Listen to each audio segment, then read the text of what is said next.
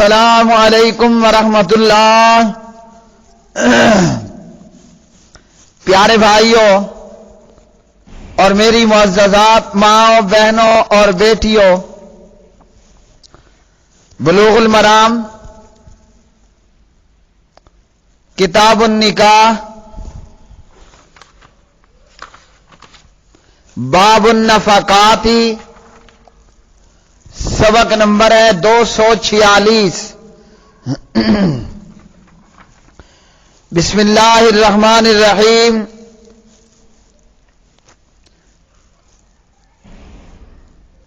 عن جابر يرفعه في الحامل المتوفى عنها زوجها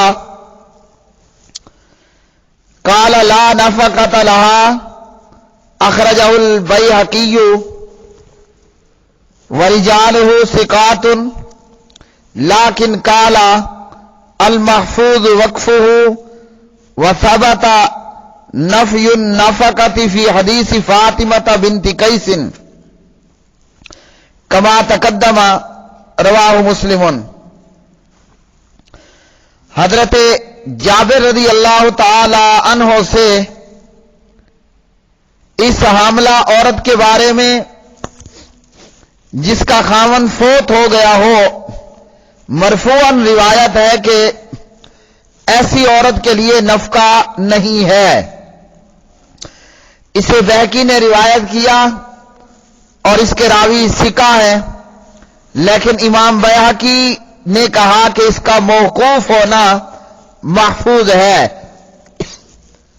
نفقہ کی نفی فاطمہ بنت قیس کی حدیث سے ثابت ہے جو اس سے پہلے گزر چکی ہے۔ تو پیارے بھائیوں، اس حدیث سے معلوم ہوا جس حاملہ عورت کا شوہر فوت ہو گیا ہو اس کے لیے نفقہ نہیں ہے، تو جو غیر حاملہ ہے اس کے لیے بالاولیٰ نفقہ نہیں ہوگا، کیونکہ اس کو بھی خاوند کی میراث میں سے دیگر ورثاء کی طرح حصہ ملتا ہے، جیسا کہ اللہ رب العالمین نے پارہ نمبر 4 سورۃ النساء کے اندر بیان کیا کہ اولاد ہونے کی صورت میں بیوہ کے لیے 8واں حصہ ہے، اور اگر اولاد نہیں ہے تو پھر بیوہ کے لیے 4تھائی حصہ ہے۔ اگلی حدیث، عن ابی ہریرہ رضی اللہ تعالی عنہ قال قال رسول اللہ صلی اللہ علیہ وسلم الید العلیٰ خیر من الید السفلیٰ ویبدأ احدکم بمن یعول تقول المرأة اطعمنی او طلقنی، رواہ الدارقطنی واسنادہ حسن۔ حضرت ابو ہریرہ رضی اللہ تعالی عنہ راوی ہے۔ حضرت ابو ہریرہ رضی اللہ تعالی عنہ راوی ہیں، فرمایا کہ پیارے نبی صلی اللہ علیہ وسلم نے فرمایا اوپر والا ہاتھ نیچے والے ہاتھ سے بہتر ہے، تم میں سے ہر کوئی ان سے خرچ کی ابتدا کرے جن کی وہ کفالت کرتا ہے، ایسا نہ ہو کہ بیوی کہنے لگے مجھے نان و نفقہ دو یا پھر طلاق دو۔ تو پیارے بھائیوں، اس حدیث سے معلوم ہوا کہ بندے کو چاہیے کہ خرچ کرنے والا بنے، جو خرچ کرنے والا ہے وہ بہتر ہے، یعنی دائیں ہاتھ سے اللہ کی راہ میں خرچ کرنے والا، تو خرچ کرنے والا ہاتھ بہتر ہے، اور وہ جو ہے دایاں ہاتھ ہے، اوپر والا ہاتھ۔ اسی طرح حدیث سے معلوم ہوا کہ خرچ کرنے کی ابتدا ان سے کرے جن کی وہ کفالت کرتا ہے، یہ نہ ہو کہ جو اس کے محتاط ہیں ان پر خرچ کرنے میں کوتاہی کرے اور دیگر جگہوں پر سخی بنا پھرتا رہے۔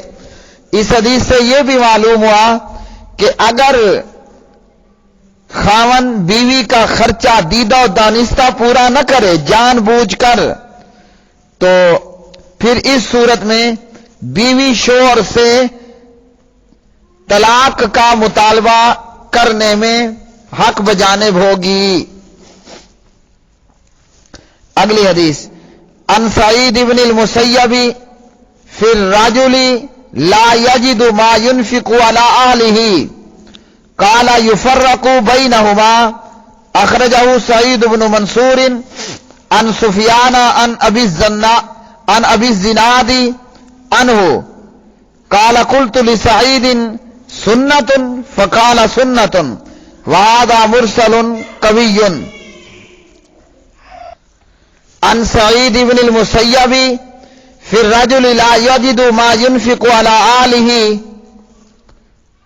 قال يفرق بینہما، اخرجہ سعید بن منصور عن سفیان عن ابی الزناد عنہ قال قلت لسعید سنت فقال سنت وهذا مرسل قوی۔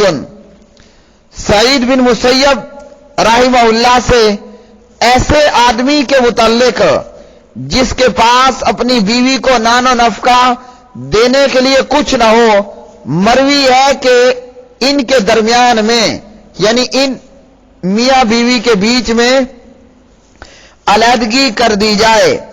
اس روایت کو سعید بن منصور نے سفیان سے اور انہوں نے ابو زناد سے روایت کیا ہے کہ میں نے سعید بن مسیب سے پوچھا کیا یہ سنت ہے؟ تو انہوں نے جواب دیا کہ ہاں سنت ہے، اور یہ روایت مرسل قوی ہے، یہ روایت سندن ضعیف ہے۔ اب اس روایت سے یہ معلوم ہوا کہ اگر جس کے پاس بیوی کو خرچہ دینے کے لیے کچھ نہ ہو تو ان دونوں کے درمیان میں علیحدگی کر دی جائے گی۔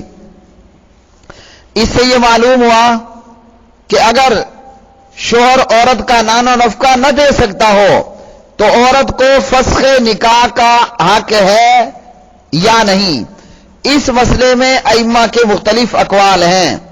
صحابہ میں سے حضرت علی، عمر، ابو ہریرہ رضوان اللہ علیہ مجمعین، اور تابعین کی ایک جماعت اور فقہائے اربعہ میں سے امام مالک، امام شافعی، امام احمد فسخ نکاح کا اختیار عورت کو دیتے ہیں، اور اسی طرح دیگر۔ اور احناف کا قول ہے کہ شوہر کے پاس خرچے کی استطاعت نہ ہونے کی صورت میں عورت کو فسخ نکاح کا اختیار نہیں۔ قرآن پاک کی یہ آیت دلیل پیش کی، وَمَنْ قُدِرَ عَلَيْهِ رِزْقُهُ فَلْيُنْفِقْ مِمَّا آتَاهُ اللَّهُ لَا يُكَلِّفُ اللَّهُ نَفْسًا إِلَّا مَا آتَاهَا سَيَجْعَلُ اللَّهُ بَعْدَ عُسْرٍ يُسْرًا۔ اس آیت میں اللہ رب العالمین نے فرمایا پس لازم ہے کہ وسعت والا اپنی وسعت کے مطابق خرچ کرے، اور جس پر اس کا رزق تنگ کیا گیا ہو تو وہ اسی میں سے خرچ کرے جو اسے اللہ نے دیا۔ اللہ کسی شخص پر اتنی ذمہ داری نہیں، اللہ کسی شخص پر اتنی ہی ذمہ داری ڈالتا ہے جتنا اس نے اسے دیا۔ اللہ تنگی کے بعد جلد آسانی فرما دے گا۔ اور اسی طرح امام مالک رحمہ اللہ فرماتے ہیں کہ خاون کو 1 ماہ کا وقت دیا جائے گا۔ امام شافعی رحمہ اللہ فرماتے ہیں 3 دن کا۔ امام حماد رحمہ اللہ فرماتے ہیں 1 سال کی میعاد دی جائے گی۔ تو بہرحال اس روایت سے یہ معلوم ہوا کہ جس کے پاس اپنی بیوی کو نان و نفقہ دینے کے لیے کچھ نہ ہو، میاں بیوی کے درمیان علیحدگی کر دی جائے گی، یعنی عورت کو حق حاصل ہوگا، وہ ایسے خاوند کے ساتھ رہنا چاہے تو رہے یا پھر گزارا کرنا چاہے تنگی حالات کے باوجود تو گزارا کرے۔ اگلی حدیث، عن عمر رضی اللہ تعالی عنہ انہ کاتب الى امراء الاجناد فی رجال غابوا عن نسائهم ان ياخذوهم بان ينفقوا او يطلقوا فان طلقوا بعثوا بنفقة ما حبسوا. اخرجه الشافعی ثم البیہقی باسناد حسن. حضرت عمر رضی اللہ تعالی عنہ کے بارے میں مروی ہے کہ عمر نے امرائے لشکر کے نام، لشکر کے امیروں کے نام ایسے مردوں کے بارے میں یہ تحریر فرمایا کہ جو اپنی بیویوں سے غائب تھے جہاد میں اور فوج میں شریک رہنے کی وجہ سے، جو اپنی بیویوں سے غائب تھے کہ وہ اپنی بیویوں کو نان و نفقہ روانہ کریں، یعنی خرچ وغیرہ، ورنہ پھر طلاق دے دیں. اگر طلاق دیں تو جتنی مدت انہوں نے روکے رکھا ہے اس کا نفقہ، نان و نفقہ روانہ کر دیں.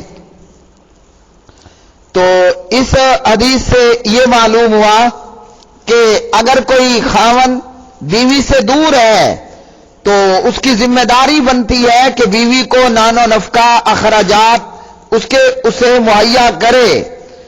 اگر ایسا نہیں کرتا تو بصورت دیگر وہ طلاق دے. اور اس بیچ میں جتنا گیپ ہوا، عورت خاوند بیوی سے دور تھا اور بعد میں اس نے طلاق دی، تو جتنا عرصہ وہ دور تھا اس بیچ کے وقفے میں جو مدت گزری ہے اس کا بھی خرچہ خاوند کو دینا ہوگا. تو حضرت عمر رضی اللہ تعالی عنہ کا یہ فرمان ایسے لوگوں کے لیے جو جہاد کی وجہ سے اور فوج میں شرکت کی وجہ سے بیویوں سے لمبے عرصے تک دور رہتے، اور یہی حکم ہر اس شخص کے لیے ہوگا جو کسی بھی وجہ سے بیوی سے دور ہے اور بیوی عورت اس کے نکاح میں ہے، تو اس کے ذمہ ہے کہ بیوی کے اخراجات، نان و نفقہ کو پورا کرے. اور حضرت عمر کے اس فرمان کا پس منظر یہ بیان کیا جاتا ہے کہ حضرت عمر رضی اللہ تعالی عنہ کی جیسے سیرت کہ وہ راتوں کو گشت کیا کرتے تھے، اسی طرح ایک مرتبہ گشت کے دوران عمر کا ایک جگہ سے گزر ہوا. عمر نے سنا کہ ایک خاتون خاوند کی لمبی جدائی پر دردناک اشعار پڑھ رہی ہے. عمر نے یہ سن لیا اور اس عورت کا خاوند فوج میں ملازم تھا. عمر نے اپنی بیٹی سیدہ حفصہ رضی اللہ تعالی عنہ زوج رسول اللہ صلی اللہ علیہ وسلم سے پوچھا کہ عورت خاوند کے بغیر کتنا عرصہ گزارا کر سکتی ہے. ام المومنین سیدہ حفصہ رضی اللہ تعالی عنہ نے بتایا کہ 4 ماہ یا 6 ماہ. اس کے بعد عمر نے لشکر کے سپہ سالاروں کو یہ حکم نامہ تحریر فرما کر بھیجا کہ ان فوجیوں کو یہ حکم دیا جائے کہ وہ 4 ماہ بعد گھر ضرور آیا کریں، ورنہ اپنی بیویوں کو طلاق دے دیں اور بیویوں کے اخراجات بھی بھیجیں. تفسیر ابن کثیر، موطا امام مالک وغیرہما. اگلی حدیث عن ابی ہریرہ رضی اللہ تعالی عنہ قال جاء رجل الى النبي صلی اللہ علیہ وسلم فقال یا رسول اللہ صلی اللہ علیہ وسلم عندي دینار قال انفقه على نفسك قال عندي آخر قال انفقه على ولدك قال عندي آخر قال انفقه على اهلك قال عندي آخر قال انفقه على خادمك قال عندي آخر قال انت اعلم.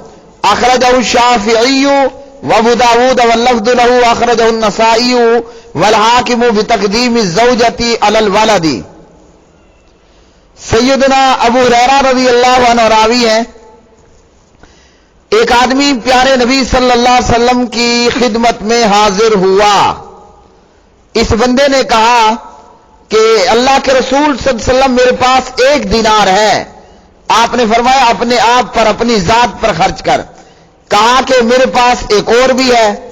آپ نے فرمایا اپنی اولاد پہ خرچ کر. پھر کہا ایک اور بھی ہے. آپ نے فرمایا اپنی بیوی پر خرچ کر. پھر کہا کہ میرے پاس ایک اور بھی ہے. آپ نے فرمایا اپنے نوکر خادم پر خرچ کر. تو پھر کہا کہ میرے پاس ایک اور بھی ہے. تو آپ نے فرمایا تو خود بہتر جانتا ہے کہ اسے کہاں خرچ کیا جائے. اسے شافعی اور ابو داود نے بیان کیا اور یہ الفاظ ابو داود کے ہیں. نسائی اور حاکم نے بھی اسے روایت کیا. ان کی روایت میں اولاد سے پہلے بیوی کا ذکر ہے. تو اس حدیث میں اس بات کی تعلیم دی گئی کہ مال خرچ کرنے کے مصارف کی تدبیر کیا ہونی چاہیے. سب سے پہلے اپنی جان پر خرچ کرنا ہے. بہت سے لوگ ہوتے ہیں بہت کچھ اللہ کا دیا موجود ہوتا ہے لیکن کمال کنجوسی کے خرچ نہیں کرنا. تو اس حدیث میں یہ بتایا گیا اپنے آپ پہ خرچ کرو, اپنی اولاد پہ خرچ کرو, اپنی بیوی پہ خرچ کرو, اپنے نوکر پہ خرچ کرو. جتنا موجود ہے اتنا اپنے اہل و عیال وغیرہ پر خرچ کرو. اگلی حدیث ان باز ابن حکیم ان ابیہ ان جدہ قال قلت یا رسول اللہ صلی اللہ علیہ وسلم من ابر قال امک قال قلت ثم من قال امک قلت ثم من قال امک قلت ثم من قال اباک ثم الاقرب فالاقرب اخرجہ ابو داود والترمذی وحسنہ. باز بن حکیم اپنے والد حکیم سے اور وہ ان باز کے دادا سے روایت کرتے ہیں یعنی معاویہ قشیری رضی اللہ تعالی عنہ سے کہ میں نے عرض کی کہ اللہ کے رسول صلی اللہ علیہ وسلم میں حسن سلوک اور بھلائی کس سے کروں؟ آپ نے فرمایا اپنی ماں سے. میں نے عرض کیا پھر کس سے؟ آپ نے فرمایا اپنی ماں سے. میں نے عرض کیا پھر کس سے؟ آپ نے فرمایا اپنی ماں سے. میں نے عرض کیا پھر کس سے؟ آپ نے فرمایا اپنے والد سے, اپنے باپ سے. پھر درجہ بدرجہ قرابت داروں سے. اس حدیث سے معلوم ہوا کہ ماں کا درجہ والد سے زیادہ ہے. اور اس حدیث سے یہ معلوم ہوا کہ ماں کا درجہ والد سے زیادہ ہے. کیوں؟ کہ ماں بچے کی وجہ سے جو تکلیفیں اور دکھ برداشت کرتی ہے اس کی وجہ سے ماں کے ساتھ حسن سلوک کی زیادہ تاکید کی گئی. عورت کمزور ہے, بچے بڑے ہو کر ماں کے قابو اور کنٹرول میں بہت کم رہتے ہیں, ماں کی بے قدری کرتے ہیں. تو شریعت مطہرہ نے ماں کے ساتھ حسن سلوک کی اتنی شدت سے تاکید کی ہے تاکہ اولاد کو احساس دلایا جائے کہ ماں کو ہر ممکن طریقے سے زیادہ آرام و راحت پہنچانی چاہیے اور اس کے حکم کو جو ہے وہ ماننا چاہیے بشرط یہ کہ وہ شریعت کے خلاف نہ ہو. تو یہ تھا پیارے بھائیوں آج کا سبق نمبر 246 246. آج کے سبق سے یہ معلوم ہوا کہ بیوہ کے لیے نان و نفقہ نہیں ہے کیونکہ وہ شوہر کی میراث میں دیگر وارثوں کی طرح اس کو بھی حصہ ملتا ہے. اور معلوم ہوا آج کے سبق سے خرچ کی ابتدا وہاں سے کرنی چاہیے جن کے ہم کفیل ہیں. اور اس آج کے سبق سے یہ معلوم ہوا کہ چاہیے کہ مرد اپنی بیوی پر حسب استطاعت جو ہے وہ خرچ کرے. اور آج کے سبق سے معلوم ہوا کہ 4 ماہ سے زیادہ خاوند بیوی سے دور نہ رہے, بیوی کے اخراجات کو پورا کرے الا یہ کہ بیوی اسے دور رہنے کی بخوشی اجازت دے دے. لیکن جو ہمارے معاشرے میں کلچر ہے کہ ڈالر اور ریال کمانے کے چکروں میں میاں پردیس میں اور برسوں پردیس میں اور دونوں کے تعلق سے پھر جو معاملات خراب ہوتے ہیں. وآخر دعوانا ان الحمد للہ رب العالمین.